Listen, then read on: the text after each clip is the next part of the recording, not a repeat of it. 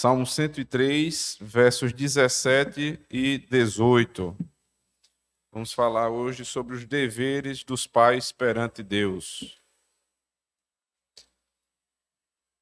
103, 17 e 18 diz assim: Mas a misericórdia do Senhor é de eternidade a eternidade sobre os que o temem, e a sua justiça sobre os filhos dos filhos, para com os que guardam a sua aliança e para com os que se lembram dos seus preceitos e os cumprem. Amém. Oremos ao Senhor. Ó Deus, nos abençoe agora, Senhor Deus, nesse estudo, da maneira que o Senhor fez conosco na pregação, a fim de que possamos ser ainda mais instruídos no Senhor e assim glorificar o nome do Teu Filho e ver na nossa casa os frutos daqueles que amam a Tua lei e guardam o Teu pacto. Em nome de Cristo nós te pedimos. Amém. Nas semanas anteriores e até naquele sábado que nós nos reunimos, nós passamos um tempo grande falando sobre as promessas de Deus para os pais, o que Deus tem reservado para os pais. E isso a fim de que nós, como pais e mães, pudéssemos ter esperança de que a criação ela tem bons resultados, não dependendo somente de nós, mas firmados nessas promessas. Hoje, o texto que nós acabamos de ler, ele não fala mais das promessas, mas dos deveres pactuais. As promessas são o fundamento para o nosso trabalho. Seria impossível fazer qualquer coisa a respeito dos deveres pactuais se não houvessem as promessas de Deus de estar conosco, de nos conduzir, de nos dar sabedoria, de nos instruir por meio da igreja. Se isso não fosse dado na igreja, nas promessas da palavra de Deus, não faria sentido nenhum pensar em obedecer sem as promessas. Mas, dadas as promessas, é necessário que a gente saiba quais são os nossos deveres como cidadãos do reino do céu dentro da nossa casa. E aí, o Salmo 103, verso 17 e 18, ele nos ensina 3 deveres principais que os pais têm diante de Deus. Observe na sua Bíblia. Primeiro, no verso 18, diz assim: sobre os filhos dos filhos, aí no verso 18, para com os que guardam a sua aliança. A misericórdia do Senhor é de eternidade a eternidade sobre os que o temem e a sua justiça sobre os filhos dos filhos. Para quem? Porque essa não é a verdade para todo mundo. A misericórdia de Deus se dá para quem? Aí ele explica. Em primeiro lugar, para os que guardam a sua aliança. O autor diz: primeiro, devemos considerar o que significa guardar a aliança. O cerne de toda a guarda bíblica da aliança é confiar nas promessas de Deus. Lembre-se de que, como a Bíblia nos ensina, e como foi feito a Abraão, no Gênesis capítulo 17, verso 7, diz assim: estabelecerei a minha aliança entre mim e ti, e a tua descendência no decurso das suas gerações, aliança perpétua, para ser o teu Deus e da tua descendência. Mas o que tornou Abraão justo perante Deus? Pois que disse a Escritura: Abraão creu em Deus, e isto lhe foi imputado para a justiça. Assim, o centro da guarda da aliança de Deus com respeito à criação de filhos é compreender e crer em passagens como as que tratamos no capítulo anterior. Compreender e crer. Essa é uma das grandes verdades da nossa fé. Não é só crer, é compreender para crer. Na tradição católica romana, em termos de práticos, porque documentais eles têm larga compreensão a respeito de doutrinas. Muitas doutrinas, inclusive, eles têm explicações muito semelhantes às nossas. Mas na prática o que tem acontecido lá é que houve um esvaziamento da compreensão, uma supressão da compreensão, do ensino. Na prática é o que acontece. E aí muitos por muitos anos, os protestantes apontaram esse erro católico romano, de suprimir a Escritura, de taxar a Escritura como propriedade exclusiva do clero, e não entregá-la na mão dos chamados leigos. E nós tínhamos razão, porque quando a reforma se deu, a primeira coisa que Lutero providenciou foi a tradução da Bíblia para o alemão, que era a língua, o vernáculo comum, né? A língua materna ali das pessoas que estavam inseridas no seu contexto.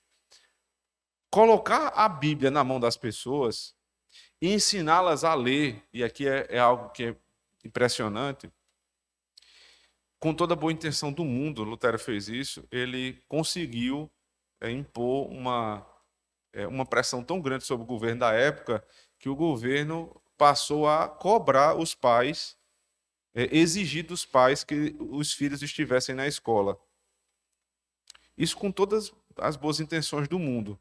A ideia de Lutero seria, basicamente, você ter todos os filhos na escola, as escolas eram escolas cristãs, consequentemente, você iria instruir os filhos ali na doutrina. Calvino, na Academia de Genebra, fez o mesmo. Está estudando lá o Estatuto da Academia de Genebra, era obrigatório. No Estatuto, você tem lá, por exemplo, no inverno, as crianças tinham que chegar às 7 horas da manhã na escola, no verão, 6 horas. Aula de manhã e à tarde, e sempre com um monitor observando quem estava fugindo da regra. Segunda, terça, quinta e sexta, aula. Quarta, culto. Sábado, revisão do que foi feito durante a semana. E o domingo, culto. É um entrelaçamento entre igreja, escola e família. Exatamente o princípio que a gente tem utilizado aqui é o princípio da Academia de Genebra. Só que esse tipo de obrigatoriedade trouxe consigo um problema, né? Que foi os maus se apegaram a isso para fazer maldade, óbvio. E aí, posteriormente, só um parênteses histórico aqui, na Prússia, onde se começou realmente a ter a educação compulsória, se formou ali uma educação fascista, tudo para o Estado, com esse mesmo princípio de doutrinar, não mais para o Evangelho, mas doutrinar para o Estado. Não é só uma digressão rápida para que vocês tenham ideia. A ideia da compreensão sempre foi uma ideia reformada. Sempre foi uma ideia de entregar a compreensão aos nossos filhos, formá-los para que eles pudessem crer. E a reforma sempre fez isso.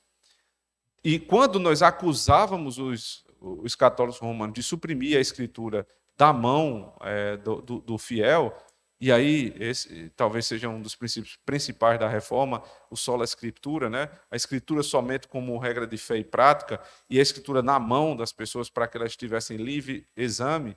Com o passar do tempo, os evangélicos de hoje caíram no mesmo erro católico romano do século XVI. Nós não compreendemos nada. Se sabe muito pouco a respeito da doutrina, porque, via de regra, é defendido na igreja que nós não precisamos saber de muita coisa. O que a gente precisa é crer. Mas como é que você vai crer naquilo que você não conhece? Como é que você vai viver uma vida cristã se você não sabe o que é, de fato, a vida cristã? As pregações, elas não saíram do púlpito, elas continuam no púlpito, mas elas foram esvaziadas de conhecimento. Elas estão cheias de estruturas de oratória, de retórica e esvaziadas de conhecimento. Na nossa época, você tem inúmeras pregações, que são os 3 passos para a vitória, as 5 formas de vencer na vida. E isso é uma estrutura não só de autoengano, mas de autoajuda. E a autoajuda, a literatura de autoajuda, nada mais é do que a prova da falência da compreensão. Quando você compreende quem você é e o que você está fazendo, você não precisa de autoajuda. Você não existe necessidade de autoajuda. Terapia morreria se nós aprendêssemos quem nós somos e o que nós estamos fazendo aqui. Então, a igreja que tem essa responsabilidade, juntamente com os pais. Mas os pais só terão a instrução do púlpito. Se não tivermos um púlpito forte, irmãos, nós nunca vamos poder cumprir os nossos deveres. Observe como a família cristã brasileira ela está perdida. Como ela tem buscado coachings, terapeutas, cursos. A igreja ela começou a promover cursos. Eu acho que foi da última vez que nós nos reunimos no sábado que eu falei isso. Tem agora curso para pais. Alguém aqui já viu? Alguém viu na internet a oferta de curso para pais na igreja? O que é que eles estão ensinando ali, André? Tu se lembra quais são os pontos, mais ou menos, que eles ofertam? Aham. Eu dei uma olhada nos módulos, e os módulos são coisas muito simples. Como disciplinar, como instruir, como ler a Bíblia, como ensinar a Bíblia em casa. O que eu fico pensando é o seguinte: por que essas coisas não estão sendo ensinadas na igreja sem precisar pagar? Porque isso é pago, inclusive, né? Se lembre bem que não é de graça. Por que tem que ter um curso? Porque as pessoas não estão sendo instruídas para serem pais e mães. Não estão sendo instruídas nem para ser gente na igreja. Nem para ser gente. Os crentes não sabem mais como fazer. É por isso que a gente tem uma geração inteira de jovens completamente perdidos, eternamente jovens. Eternamente jovens. A gente escuta de irmãs em Cristo, irmãos em Cristo, em outras igrejas locais. Né? Essa semana eu tive o prazer de ouvir algo muito bom a respeito de um jovem nosso, que a irmã disse, 15 anos ele tem, né? Daniel, para ser mais claro, Daniel todo mundo conhece aqui. Elogio como esse rapaz ele tem interesse por coisas de adultos. Ao contrário do que eu tenho visto em outros lugares. Rapaz com 30 anos, 35 anos, se agarrando na igreja com os outros rapazes, não no sentido maldoso, mas essa brincadeira, besta, sabe? Essas coisas infantis, tolas, que não levam para canto nenhum. Rapaz, era para estar aqui pensando em casamento, tratando de questões de política, de emprego, de renda, de como formar uma casa. Tão com frivolidade, com bobagem dentro da igreja. É porque são jovens. Mas não são mais jovens. Meu querido, se você passou de 25 anos, se considerando jovem ainda, eu queria lhe dizer que você está muito enganado. Você não é jovem mais não, você é um adulto já. Já devia estar casado ou prestes a casar. Os nossos pais na fé, com 25 anos, Calvino com 26 anos escreveu a primeira edição das Institutas. 26 anos. Com 26 anos o cara não consegue fazer nem a redação do Enem. Quanto mais das Institutas. É engraçado, mas é trágico, né? É trágico, o cara não consegue passar na redação do Enem. Calvino estava fazendo as Institutas. Com 26 anos, você faz o quê? Tem que estar pensando em coisas maiores, irmãos. Para isso, a igreja tem que ser inundada de um ambiente que favoreça isso. Quando a gente começa a sectarizar a igreja, a gente desfavorece isso. A tendência do pensamento moderno é separar tudo por idade. Né? Assim, ontem a gente teve uma reunião longa, né, professor? 2 horas de reunião para a implantação do Nox Kids em Porto Velho, Rondônia. E uma coisa que a gente ficou... Era mesmo que rodar atrás do... Né? O cachorro fica rodando atrás do rabo. A gente falou 500 vezes. Aí o pessoal perguntava, não, mas é porque é a idade do meu filho. E a gente dizia, não é por idade. Na educação clássica, nós não estamos preocupados com a idade do seu filho. Mas o que ele sabe, meu amigo. Porque na escola é que é assim, por idade. Você separa... Como se todo mundo que tem 10 anos estivesse exatamente na mesma fase de desenvolvimento. Não está. Tem uns que já podiam estar 2 séries à frente. Tem outros que não deviam ter saído nem do maternal. Mas o pensamento moderno é esse. E aí, quando chega na igreja, quantas vezes eu não sei responder a vocês, mas inúmeras vezes eu já fui abordado para que a gente pudesse ter o culto dos jovens, ou reunião dos jovens. Vamos, pastor, vamos movimentar o jovem. Eu sou algum animador de auditório para movimentar jovem. Vocês que se movimentem, vocês que corram atrás do casamento de vocês. Não tem movimento a partir do pastor, não. Não tem isso. Porque aí você separa aí o jovem com outro jovem. Um jovem de 15 anos com outro jovem de 15 anos, aí se juntam e ali eles vão buscar o conhecimento. Não vão conhecer nada. A beleza que há numa igreja reformada é de sentar todo mundo junto e conversar o mesmo assunto.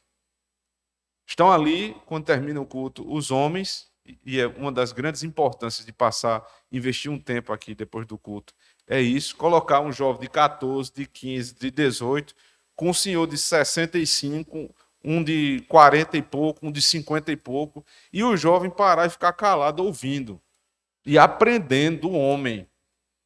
Porque aí você joga o nível para cima. E as irmãs de 17, 18, 20 anos se sentarem com as mais um pouco mais velhas, vou dizer velha, não, para as irmãs não ficar com raiva de mim. As mais experientes, né? Que já têm filhos, que já passaram por situações da vida que você não passou ainda. Isso vai levar para cima.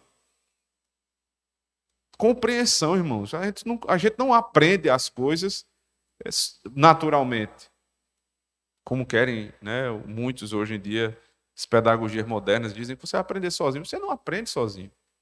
Você aprende na pregação, no púlpito, e você aprende na convivência com pessoas mais velhas.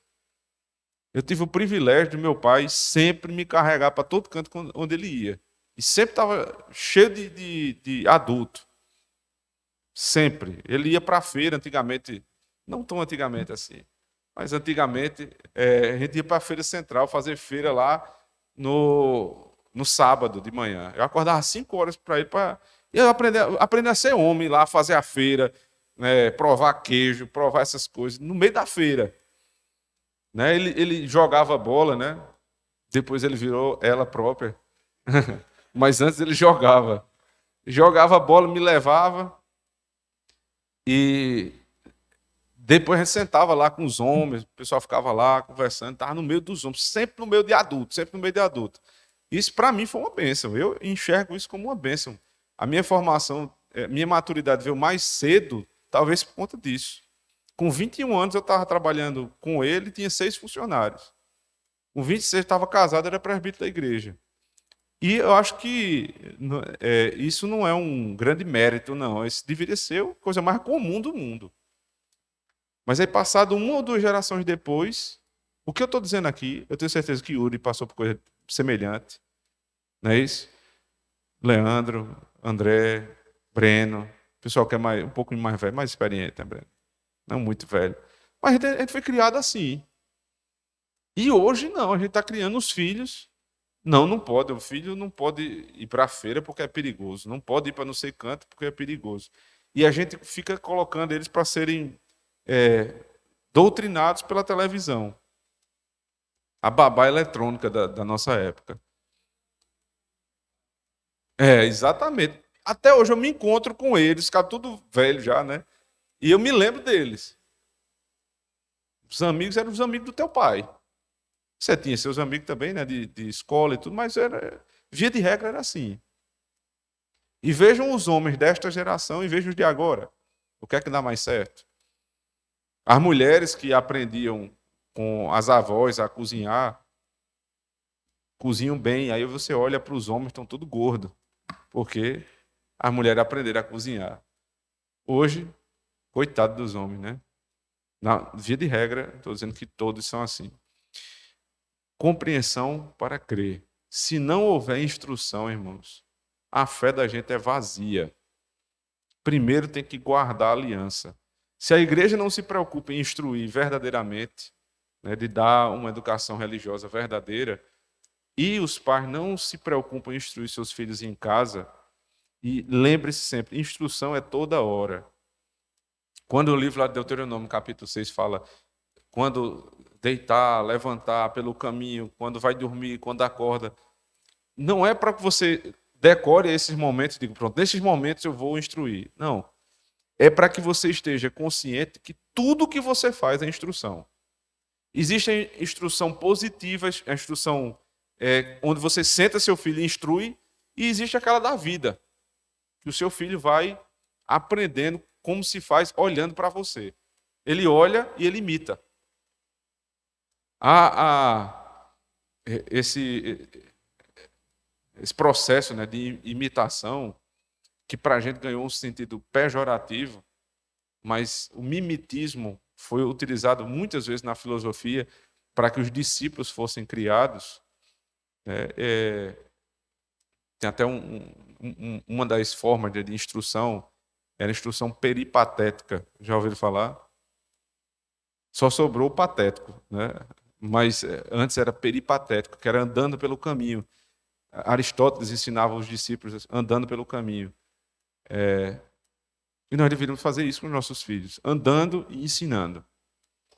Crer, compreender para crer. Isso é guardar a aliança. Segundo lugar, ele diz, mas o salmista continua e diz que devemos nos lembrar dos preceitos de Deus e os cumprir. As promessas de Deus estão atreladas aos seus mandamentos. Devemos ser muito cuidadosos aqui. É muito fácil distorcer a ordem bíblica quanto à fé e às obras, bem como a relação que há entre elas. Crer em Deus sempre resulta em fiel obediência a Ele, mas não devemos esperar que a obediência venha antes do crer. A criação dos filhos é o ponto mais importante para se ter a teologia da justificação e a santificação intimamente relacionadas. Somos justificados pela fé na promessa de Deus, manifestada em nossa confiança inicial. Somos santificados pela fé na promessa de Deus, manifestada em nossa obediência contínua. Então não é só instrução, é instrução na lei. Não é instrução na minha lei, é instrução na lei de Deus. Lembrar os mandamentos. Quando a gente faz no culto da noite a recitação dos 10 mandamentos, talvez você até se canse, né, de todo domingo ter que recitar. Mas não deveria. Porque rapidamente nós esquecemos dos mandamentos de Deus. Esses mandamentos deviam ser lembrados todos os dias na nossa casa. Sempre. Eu me lembro, quando eu fui ao Rio de Janeiro visitar pela primeira vez a casa do pastor Oreb, os móveis do pastor Samuel Vitalino estavam lá, num porão assim, e eu vi em vários dos móveis, na geladeira, fixado assim um mandamento. Né? Então, na geladeira tinha lá, não adulterarás. Na televisão, não adulterarás. E por que isso, né? Não terás outros deuses além de mim. Por que isso? Era para lembrar o mandamento que mais poderia ser quebrado ali. Na televisão, não adulterarás. Na geladeira também, porque o beberrão, o comilão estão atrelados ao 7º mandamento. Então, a casa inteira era espalhada com os mandamentos do Senhor. Eu não entendo que isso seja uma regra que tenha que ser feita assim, mas é um exemplo, um símbolo do que a gente deve fazer com a nossa casa. Lembrar sempre os mandamentos de Deus. Instruir na lei. Não é qualquer instrução.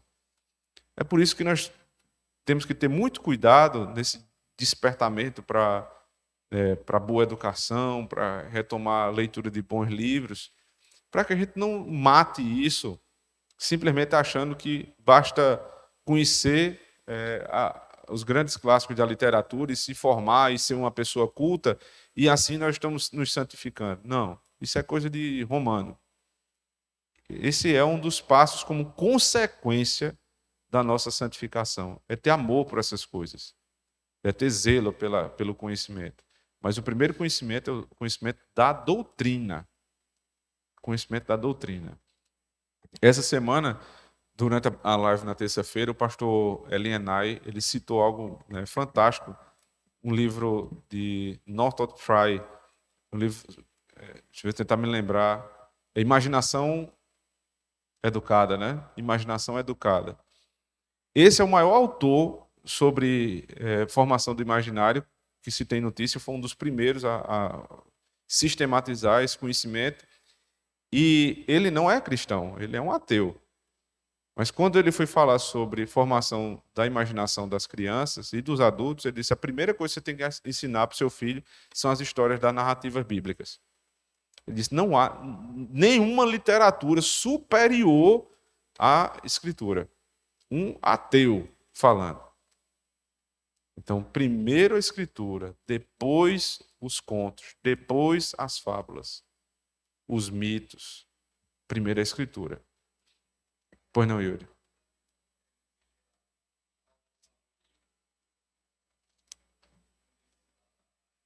Eu não consegui entender, não.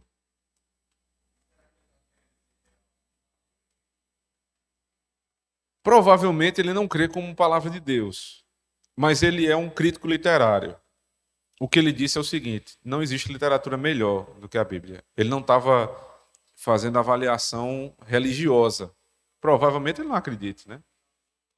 O conteúdo, ele disse: não existe literatura melhor para formar. Por quê? O pastor explicou. Não tem personagem perfeito como a Bíblia. O negócio é impressionante. Velho. Você pensa, a história do Evangelho não tem como sair da cabeça de um homem, não. É uma história tão complexa e ao mesmo tempo tão simples que você vai olhar os deuses a mitologia grega, por exemplo. Tá lá Zeus, né, sendo enganado pela esposa, sendo ludibriado pela esposa e depois é pego de surpresa. Quer dizer, é um Deus banana, né? Um Deus fraco. Aí você vê o Deus da Bíblia, controla todas as coisas, sabe de todas as coisas, ninguém o engana. É um Deus perfeito. Então, só em termos de literatura é melhor. E para nós que temos a fé, então não há nada melhor do que ensinar a Escritura, a lei de Deus, para que os nossos filhos guardem a santa lei de Deus. E por fim, a terceira expressão do Salmo 103 é a seguinte. Ele diz: mas simplesmente entender da forma certa o relacionamento entre justificação e santificação não é suficiente. Ainda temos de saber quais são os padrões de santificação, especialmente os padrões de santificação dos pais. Temos de nos lembrar e cumprir. Há mais instruções para os pais ao longo das Escrituras, mas 3 dos deveres mais básicos podem ser brevemente identificados. Então, primeiro, guardar a aliança, que é compreender e crer. Né? Segundo, ensinar a lei de Deus. E terceiro, cumpri-las em nós mesmos. Quais são os 3 deveres básicos para cumprir a lei de Deus? Primeiro, a obediência pessoal. Nada enfraquece mais o cuidado dos pais do que a hipocrisia. Você pode morrer de falar, meu amigo, para o seu filho. Se você não faz, ele não vai querer. Você pode morrer de dizer ao seu filho que ele tem que ler a Bíblia. Você não lê, ele não vai ler. Você quer que seu filho seja um grande leitor, não tem um livro dentro de casa. Ele não vai ler. Você precisa incentivar, criar uma atmosfera dentro da sua casa de verdade. Falar uma coisa para o teu filho e cumprir. Senão ele vai entender que, inclusive, você pode dizer alguma coisa e fazer outra. É isso que ele vai entender no final das contas. Né? Então, primeira coisa, a obediência pessoal dos pais. Segundo, intercessão. Como o Jó que intercedia dia e noite pelos seus filhos. Orar mesmo. Pode ser que ele esteja nos enganando, pode ser que ele esteja em pecado. Senhor, proteja meu filho, abençoe meu filho. E por fim, para a gente terminar, instrução nos padrões de Deus. Ele diz lá, depois de citar Deuteronômio 6, ele fala assim: devemos notar que o maior dos mandamentos nos é dado no contexto de uma passagem sobre a criação dos nossos filhos, com uma educação cristã. Os pais devem ensinar seus filhos a lei de Deus e devem fazer isso sem cessar. Vemos aqui um estilo de vida de ensino dos padrões de Deus.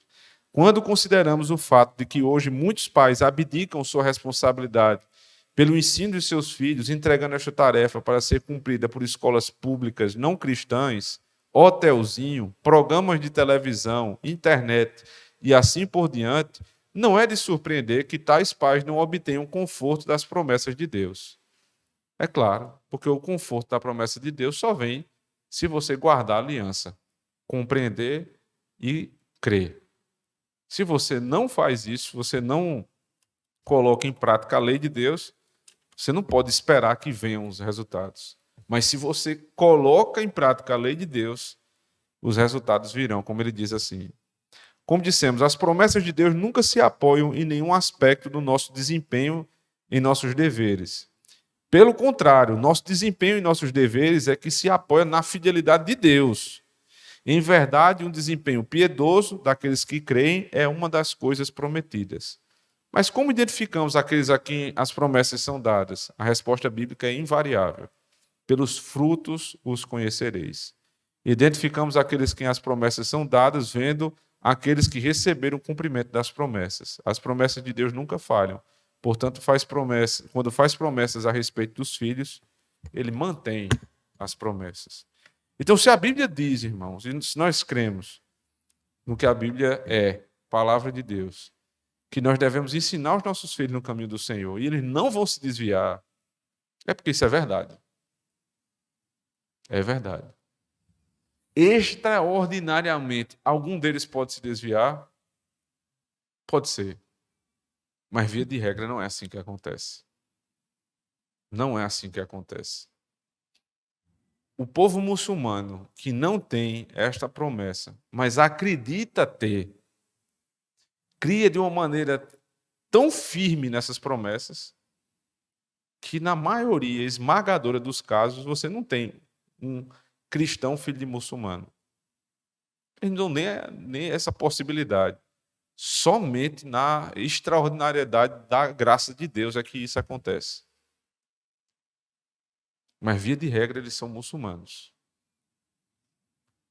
Os nossos filhos, irmãos, parece que, via de regra, agora eles estão ficando mundanos. É porque tem alguma coisa não na promessa, mas em nós mesmos. É preciso voltar para esses 3 princípios. Guardar a lei de Deus, compreender e crer. Ensinar a lei de Deus e não outra lei. E, por fim, cumpri-la em nós mesmos, sem hipocrisia, sem negligência e sem terceirizar a nossa responsabilidade. Se isso acontecer, irmãos, a Bíblia diz, vede, provai o Senhor, porque Ele é bom. Provai e vede que o Senhor é bom. Crie seu filho dessa maneira. Vocês que vão ter filhos ainda, crie-os dessa maneira. Na hora de disciplinar, não tenha pena, não. Tenha misericórdia. Na hora de falar duro, fale. Na hora de instruir, instrua. E prove de Deus se Deus não vai fazer o seu filho um servo dele. Alguém que vai lhe dar orgulho. É a promessa do Senhor aplicada à vida da nossa casa. Amém.